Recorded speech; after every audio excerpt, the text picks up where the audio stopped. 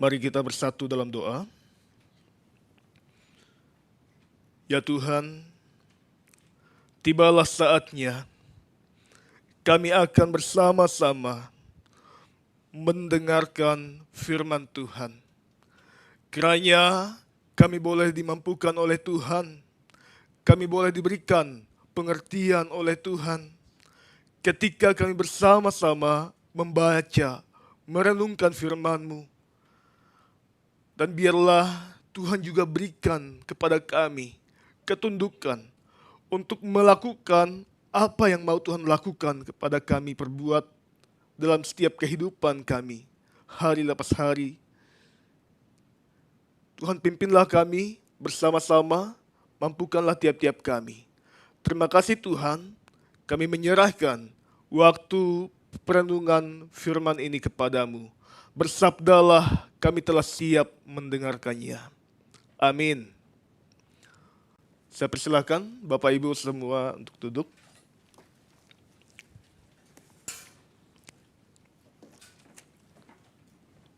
Shalom. Apa kabar semua? Baik. Lemas sekali. Apa kabar semua? Baik ya. Ya, puji Tuhan. Bapak Ibu Saudara yang saya kasihi di dalam Tuhan Yesus, kita akan bersama-sama saat ini belajar dari firman Tuhan yang terambil dalam kitab Rut pasal yang pertama, ayat pertama sampai ayat yang ke-6. Kita akan merenungkan bagian ini dengan satu tema, Tuhan punya cara memulihkan. Mari Bapak Ibu Saudara membantu saya membacakan ayat yang kedua, ayat yang keempat, dan ayat 6. Saya akan bacakan ayat 1, 3, dan 5.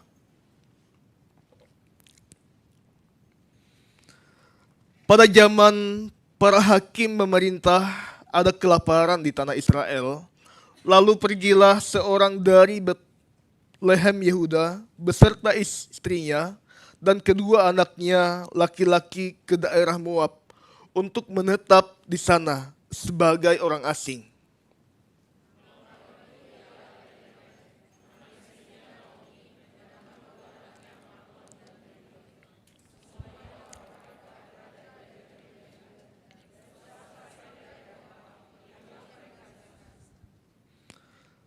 Kemudian matilah Elimelek, suami Naomi, sehingga perempuan itu tertinggal dengan kedua anaknya.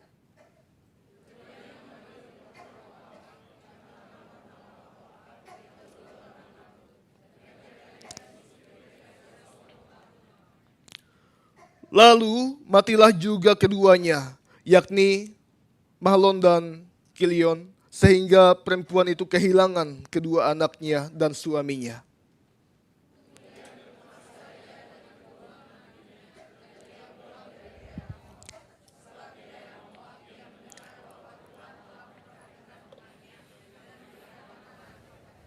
Ya, terima kasih Bapak Ibu boleh membantu saya membacakan bagian ini.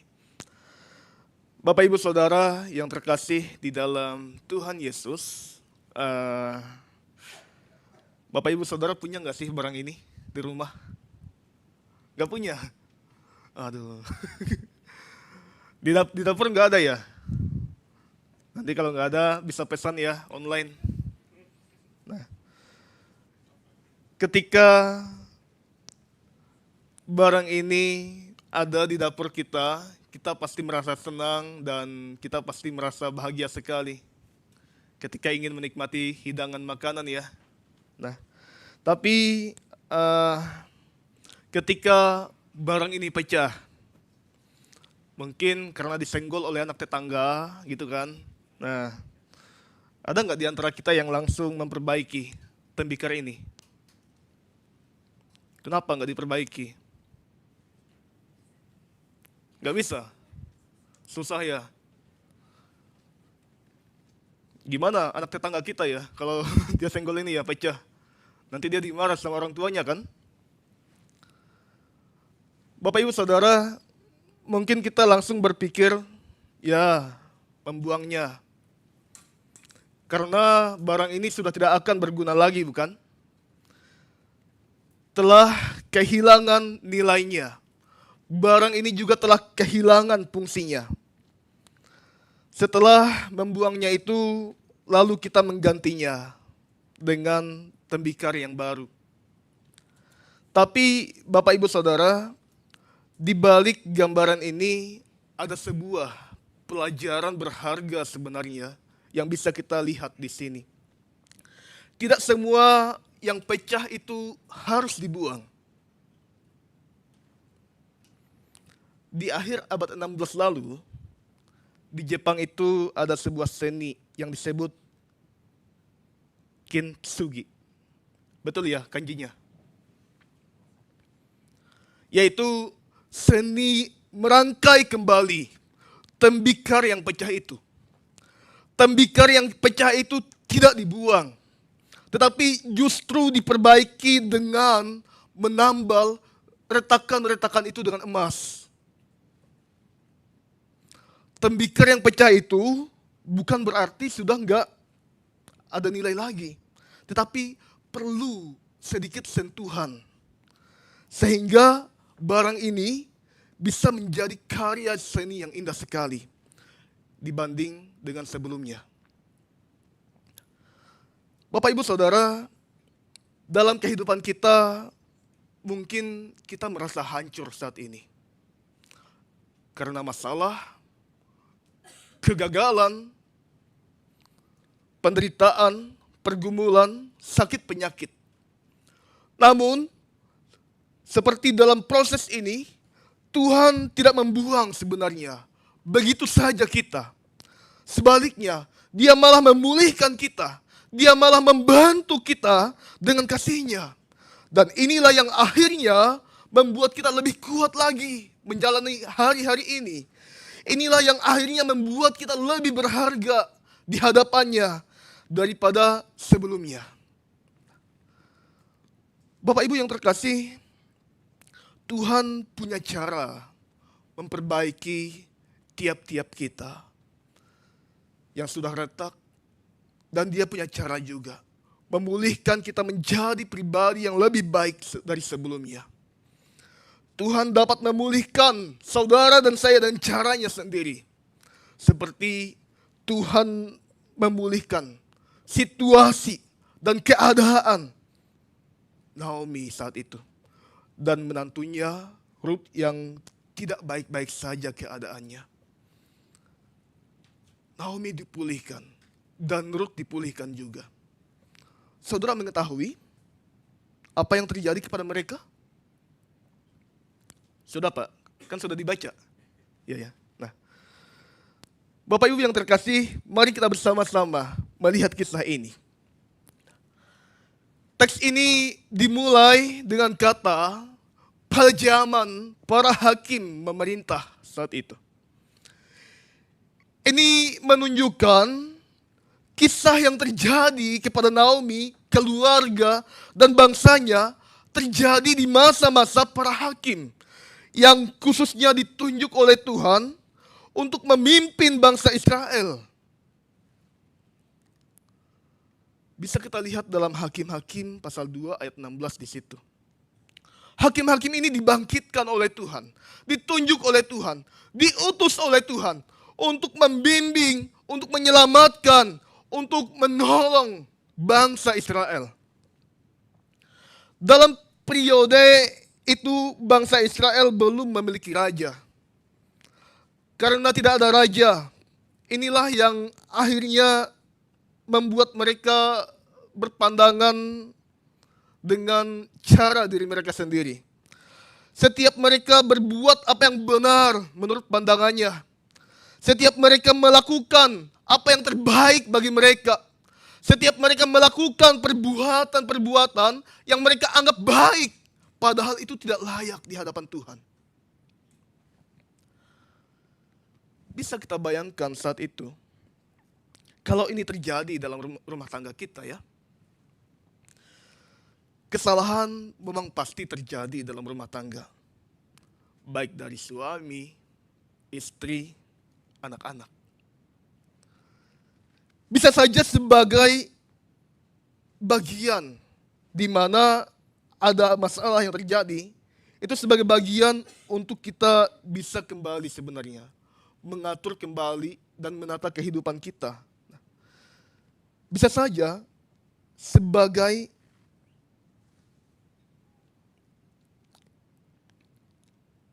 hal yang kita juga alami dalam keluarga kita. Nah, Bapak Ibu Saudara, pandangan yang berbeda mungkin ada dalam keluarga kita. Mungkin dalam mengatur keuangan, ataupun mendidik anak, ataupun juga menangani masalah tertentu yang ada di dalam keluarga kita. Mungkin itu hal-hal yang sering terjadi. Jika kita berpegang pada apa yang kita anggap benar, tanpa mendengar atau mempertimbangkan bersama-sama dengan keluarga kita, konflik pasti akan mudah terjadi, bukan? Jika setiap kita berpegang pada apa yang benar menurut versi kita masing-masing, pasti akan sering kita kelahi. Akan mudah kita cekcok dengan keluarga kita. Sebentar-bentar sapu terbang. Ya kan? Piring melayang. Kalau kita mengambil versi kita masing-masing. Menurut pandangan kita sendiri. Kita menganggap diri kita yang lebih benar. Anak-anak juga pasti demikian. Dia akan menunjukkan sikapnya. Aku benar, Pak. Aku benar, Mama. Dan mulai berani dia menentang kita, bukan? Sebagai orang tuanya. Bapak Ibu Saudara, zaman para hakim pemerintah ini menjadi masa yang penuh dengan kegelapan sebenarnya. Kegelapan spiritual yang terjadi di sana. Mereka hidup dalam pemberontakan terhadap firman Allah. Seringkali mereka tersesat dari jalan Tuhan. Dan ini ditandai dengan kurangnya penyerahan diri kepada Tuhan. Sehingga seringkali bangsa Israel jatuh dalam dosa dan mereka hidup dalam penyembahan berhala saat itu. Bisa kita bayangkan bersama-sama sebuah rumah tangga dengan banyak anggota keluarga, tetapi tidak ada aturan yang jelas dalam keluarga kita, semau-maunya kita melakukan ini dan itu. Setiap anggota keluarga bisa melakukan apa yang ingin dia lakukan. Ada yang memindahkan perabotan sesuka hati. Ada nggak sih suami-suami yang memindah perabotan sesuka hati? Atau anak-anak pasti ibu-ibu jengkel ya. Setelah itu ada yang membuang sampah sembarangan dalam rumah. Ada yang tidak peduli dengan kebersihan. Rumah itu akhirnya berantakan. Tidak teratur. Dan tidak nyaman lagi untuk ditinggali. Inilah yang terjadi pada saat itu. Pada zaman para hakim memerintah ini.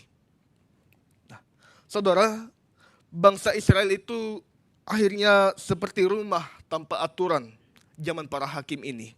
Tidak ada yang memberikan panduan yang jelas kepada mereka tentang spiritual mereka, tentang kerohanian mereka. Masing-masing mereka menjalankan hidup sesuai keinginannya sendiri. Sehingga kekacauan di mana-mana terjadi. Dan mulailah terjadi masa paceklik yang ekstrim sekali saat itu. Tentunya ini adalah masa yang memperlihatkan penderitaan atau masa kelaparan yang dialami oleh bangsa-bangsa Israel pada masa para hakim memerintah itu. Nah, Bapak Ibu yang terkasih di dalam Tuhan Yesus, ada kelaparan akhirnya yang terjadi pada masa itu. Kelaparan di tanah Israel ini bukanlah kondisi yang hanya menggambarkan keadaan kekurangan makanan secara menyeluruh di tanah Israel. Tetapi tiap-tiap pribadi pun yang tinggal di sana mengalami kelaparan. Mereka yang tinggal di sana harus hidup hemat. sehemat mungkin. Bahkan ada di antara mereka yang sudah tidak sanggup lagi untuk tinggal di sana. Mereka sulit sekali bertahan pada masa itu. Tinggal di tengah-tengah krisis kelaparan ini, mereka tidak mampu. Maka ada di antara mereka yang pergi dan pindah di tempat lain. Semua orang dalam krisis makanan pada masa itu. Beberapa bulan ini kita kekurangan beras ya di sini. Susah beras. Nah, ada yang mungkin langsung stok banyak ya. Bapak Ibu Saudara, jadi bangsa Israel mereka harus hidup super hemat pada masa itu. Mungkin saja ada di antara mereka yang membuat inovasi ya. Masak hemat gitu namanya. Biar bisa diet sekalian. Nah, tapi ada juga yang nggak tahan di sini. Maka mereka pindah ke tempat yang makanannya lebih banyak. Nah, saudara, saat kita berbicara tentang kelaparan ini sebenarnya tidak jauh dengan realita kehidupan kita saat ini. Kelaparan tidak selalu soal kurang makanan. Kelaparan bukan soal makanan saja yang memenuhi kebutuhan kita hari lepas hari. Banyak di antara kita yang kenyang secara jasmani saat ini. Tetapi kita kelaparan.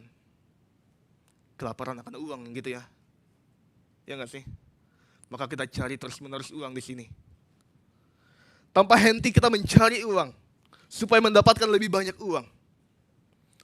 Hari Minggu pun kita gas untuk kerja. Kita lembur, urusin usaha kita. Sudah ngurusin usaha A, kita ngurusin usaha B lagi, dan pindah di usaha C. Supaya bisa mendapatkan cuan. Nah, kita berpikir semakin banyak uang, kita akan bisa memiliki kepuasan dan dalam hidup ini.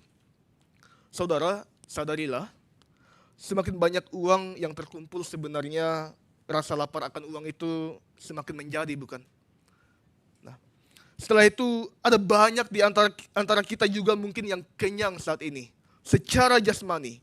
Tapi ada yang kelaparan juga, kelaparan akan kedudukan. Nah, ada banyak ambisi yang tak terpuaskan untuk memiliki posisi teratas baik dalam pekerjaan kita, dalam komunitas kita. Kita berpikir dengan memiliki kedudukan, kita akan mendapatkan penghormatan dan kebahagiaan. Tetapi semakin tinggi kedudukan yang kita capai, semakin kita merasa hampa sebenarnya. Kalau semua yang kita capai ini membuat kita sulit, Bapak Ibu Saudara, untuk berjumpa dengan Tuhan, dan kita menolak mendengarkan suara Tuhan berbicara dalam hati kita, bahkan kita tidak setia melakukan perintah dan ketetapannya, kita perlu ingat bersama-sama dalam Ulangan pasal 28 ayat 15 sampai ayat 18. Mari kita baca bersama-sama teks ini. 3, 2, 1. Tetapi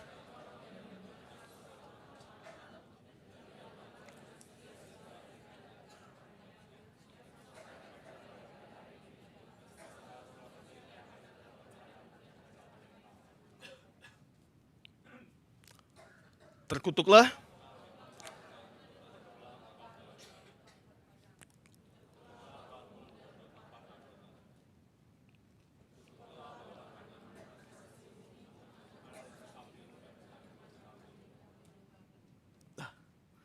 Bapak Ibu Saudara, jikalau kita tidak setia kepada Tuhan dan kita tidak melakukan ketetapan-ketetapannya yang telah ditetapkan kepada kita, maka selayaknya lah Tuhan mengutuk kita. Tuhan murka kepada kita. Dia tidak akan memberkati kita. Kenapa itu terjadi? Kelaparan ini terjadi kepada bangsa Israel. Ah, jadi kita akan mengetahui bersama-sama jawabannya karena Tuhan yang mengutuk semua sehingga tidak membuahkan hasil pada saat itu. Semua apa yang dikerjakan. Apapun yang dikerjakan dan dia yang membuat kelaparan itu terjadi. Karena akibat dosa-dosa, ketidaksetiaan umat itu melakukan perintah dan ketetapan Tuhan. Kelaparan akan kerohanian inilah Bapak Ibu Saudara yang menyebabkan bangsa itu mengalami kelaparan jasmani. Mungkin saat ini kita merasa baik-baik saja secara rohani, karena kita secara teratur mungkin datang ke gereja setiap minggu. Kita mengikuti kebaktian, bahkan terlebih lagi kita melayani Tuhan, tapi hanya melakukannya karena kebiasaan kita saja, formalitas saja. Ibadah mungkin kita jadikan sebagai rutinitas tanpa kedalaman pribadi dengan Tuhan. Kita tidak pernah benar-benar mencari Tuhan dalam doa dan firman-Nya, dan bertahun-tahun di situ kita tidak ada perubahan yang nyata. Maka Bapak Ibu Saudara, inilah tanda kita sedang kelaparan rohani. Ketika kita menyadari kelaparan rohani ini karena ketidaksetiaan kita melakukan perintah dan ketetapan Tuhan, kita juga dapat melihat dalam Amos pasal 8 ayat 11 sampai ayat 13. Firman Tuhan di sini mengatakan akan ada kelaparan rohani, di mana firman Tuhan tidak lagi bisa mereka dapatkan dimanapun. Kenapa? Karena mereka telah berulang kali menolak mendengarkan firman Tuhan. Ketika firman itu disampaikan berulang kali, mereka tolak firman itu. Akibatnya Tuhan menarik sendiri firman-Nya sebagai bentuk penghakiman. Kelaparan rohani inilah yang akhirnya membuat orang mencari firman itu. Tetapi tidak mereka temukan firman itu. Ketika Tuhan menarik firman-Nya, mereka mengalami yang namanya krisis rohani.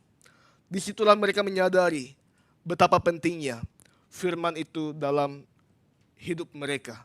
Nah, Bapak Ibu yang terkasih, bagaimana ya dengan kita? Tuhan punya cara memulihkan keadaan kita. Keadaan yang kita alami saat ini. Ketika dalam kelaparan. Baik kelaparan secara jasmani ataupun rohani. Dengan caranya sendiri dia akan mengerjakannya. Mungkin kita kesulitankah dalam keuangan? Kesulitankah dalam studi? Kesulitankah dalam pekerjaan? Terlebih lagi, kesulitankah dalam rumah tangga? Tuhan seringkali memakai masa-masa kekurangan dan krisis ini untuk mempersiapkan pekerjaannya sebenarnya. Supaya ada pemulihan terjadi kepada kita. Kalau kita baca bersama-sama Yohanes 6 ayat 35, yuk kita baca sama-sama teks ini. 3, 2, 1.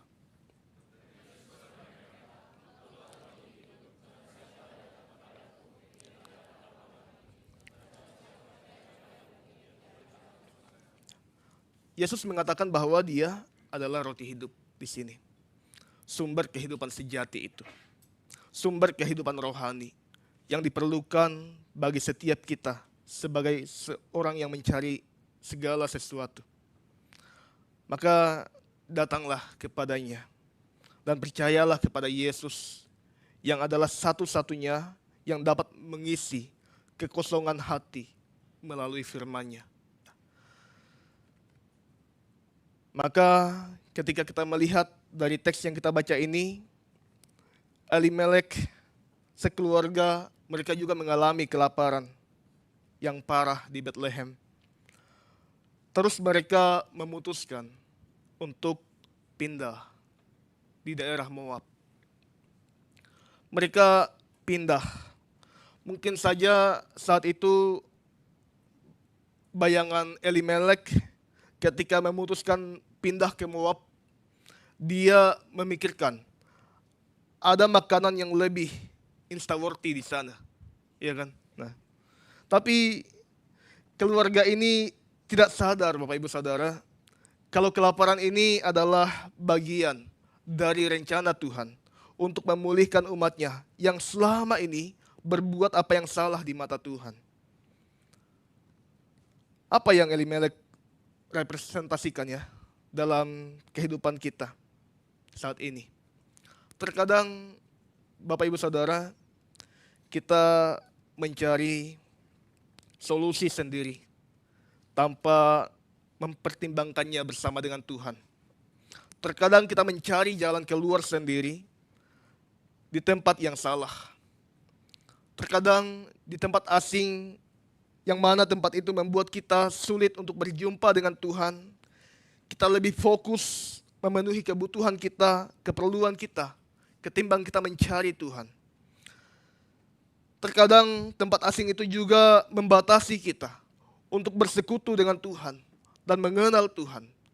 Karena orang-orang yang tinggal di Moab ini pada saat itu, mereka adalah orang-orang yang menyembah patung-patung buatan, ilah-ilah lain.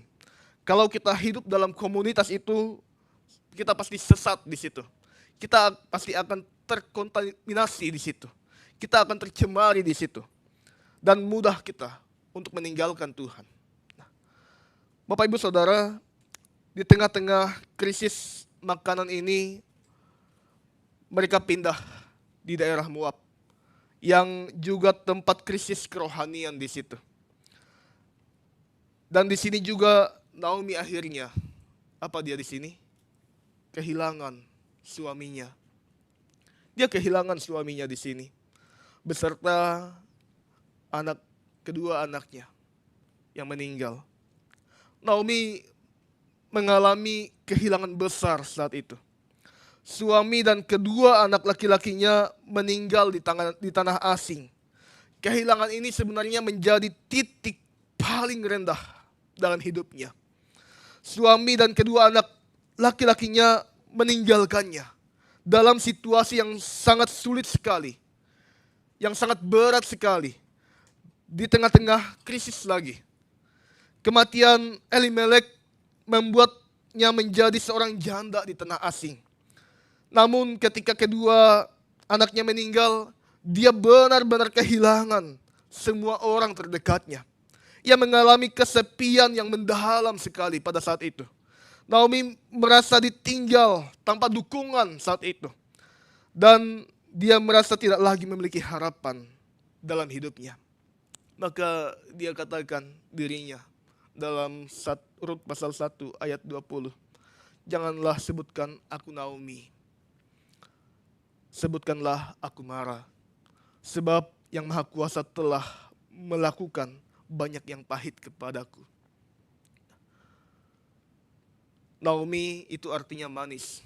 Maka kalau ada Naomi, dia lagi manis di sini ya. Nah, tapi Mara itu artinya pahit. Sangat terbalik sekali kehidupannya daripada sebelumnya. Bapak Ibu Saudara, seperti yang Naomi alami, kehilangan orang yang terkasih, krisis dalam keluarga, berada dalam situasi tanpa harapan, kita juga bisa merasakan kesepian yang mendalam dan merasa ditinggal oleh orang-orang terdekat kita, bahkan merasa tanpa harapan dalam hidup ini. Bagaimana kita meresponnya ya? Ketika kita kehilangan dalam hidup kita. Kehilangan bisa berupa apa saja dalam hidup kita. Orang yang kita cintai, pacar kita, kehilangan pekerjaan, Ada yang kehilangan nafsu makankah di sini? Biasa itu tinggal hitung hari lagi ya, akan sakit. Ingat Bapak Ibu Saudara, pengalaman yang Naomi alami bukanlah akhir sebenarnya dari perjalanannya. Di tengah krisis terdalam, Tuhan belum selesai bekerja saat itu. Justru Tuhan memakai kehilangan itu sebagai awal dari pemulihannya yang ajaib kepadanya maupun kepada kita saat ini. Tuhan sedang mempersiapkan jalan pemulihan yang tidak terduga saat itu melalui Rut.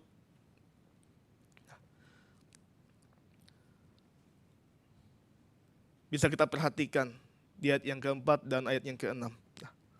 Rut ini adalah seorang Moab yang bukan dari bangsa Israel, tetapi dia setia kepada Naomi.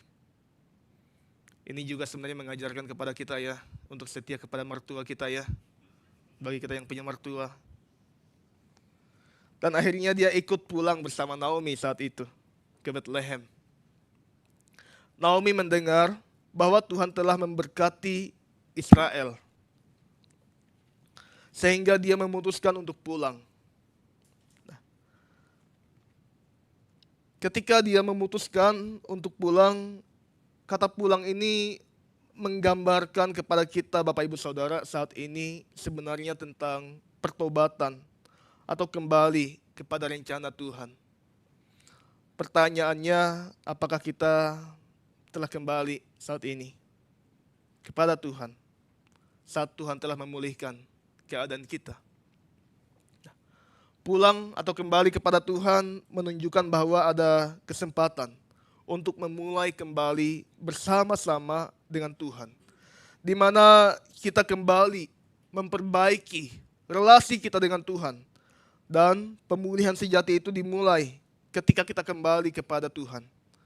Naomi sadar ada banyak yang perlu dipulihkan dari keadaannya. Naomi juga sadar ada banyak yang perlu dia pulihkan dari kehidupannya. Maka dia kembali kepada Tuhan dan dia ingin dipulihkan oleh Tuhan.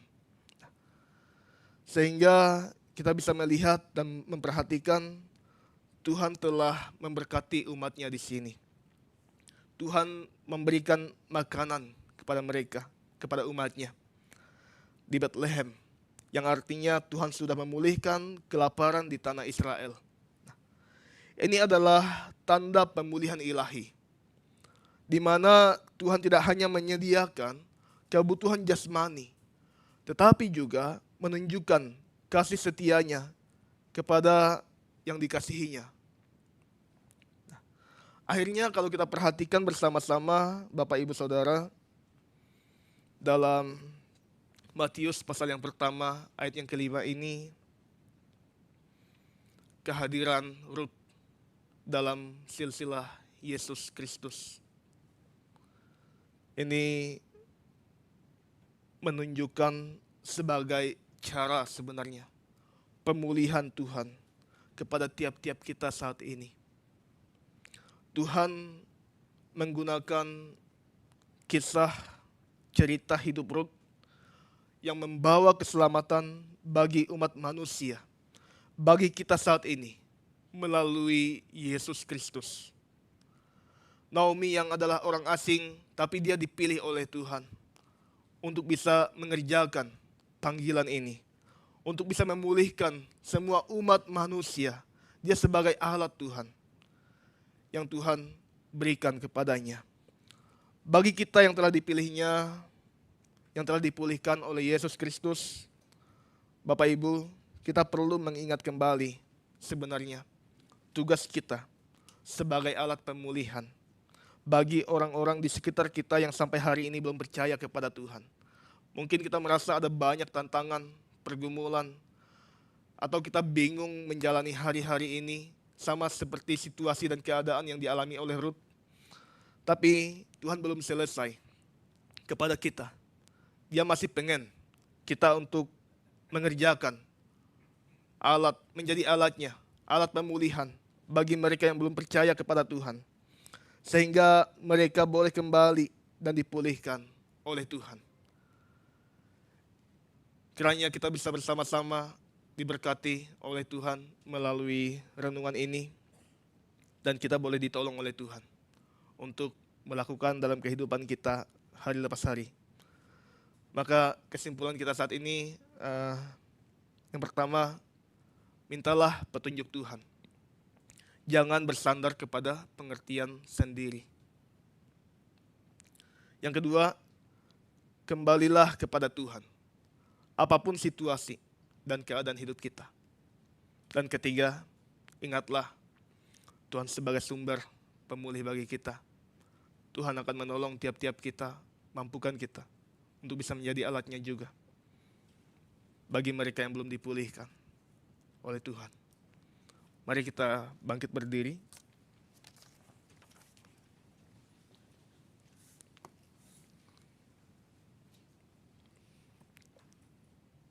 Kita bersatu dalam doa. Ya Tuhan, terima kasih. Kami boleh bersama-sama belajar hari ini. Dan Tuhan juga boleh mampukan kami, menolong kami untuk bisa menguraikan bersama-sama teks yang telah kami renungkan. Kiranya kami boleh ditolong oleh Tuhan dan dimampukan oleh Tuhan untuk bisa melakukan dalam kehidupan kami hari lepas hari. Ya Tuhan, kami menyerahkan kepadamu untuk kehidupan kami semua. Kami yang telah dipulihkan oleh Tuhan, kami yang telah ditolong oleh Tuhan, kami yang telah diberkati oleh Tuhan dalam kehidupan di tempat ini. Kiranya kami boleh bersama-sama juga menjadi alat untuk bisa memulihkan saudara-saudara kami yang belum percaya kepada Tuhan, yang belum mengenal Tuhan. Berkatilah kami, tolonglah kami. Dan saat ini kami berdoa ya Tuhan, menaikkan syafaat kami kepadamu.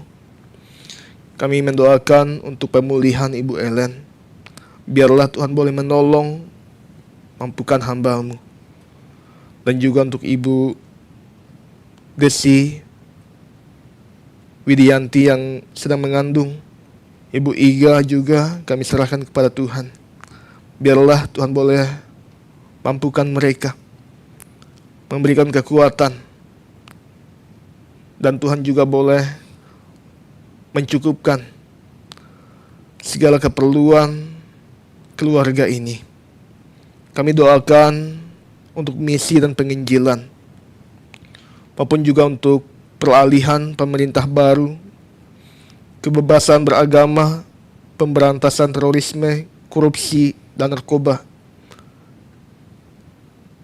yang ada di Indonesia.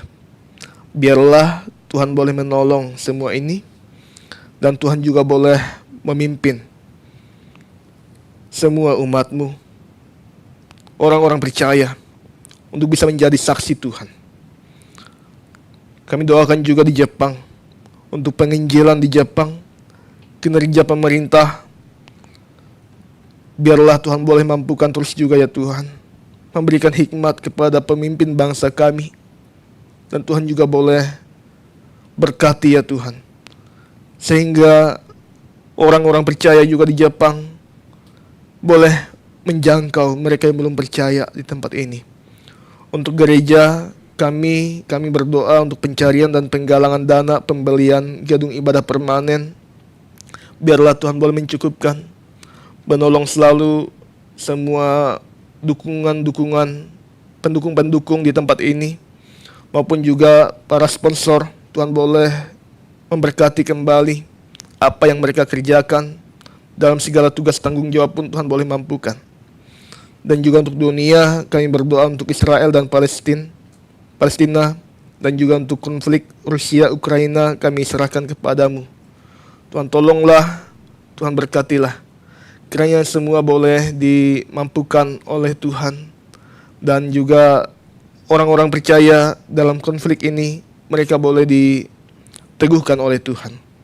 Terima kasih Bapa, kami menyerahkan syafaat ini kepadamu dan kami mengakhirinya dengan doa yang Engkau ajarkan kepada kami sekalian. Bapa kami yang di surga, dikuduskanlah namamu, datanglah kerjaanmu, jadilah kehendakmu di bumi seperti di surga. Berikanlah kami pada hari ini makanan kami yang secukupnya. Dan janganlah membawa kami ke dalam pencobaan, tetapi lepaskanlah kami daripada yang jahat.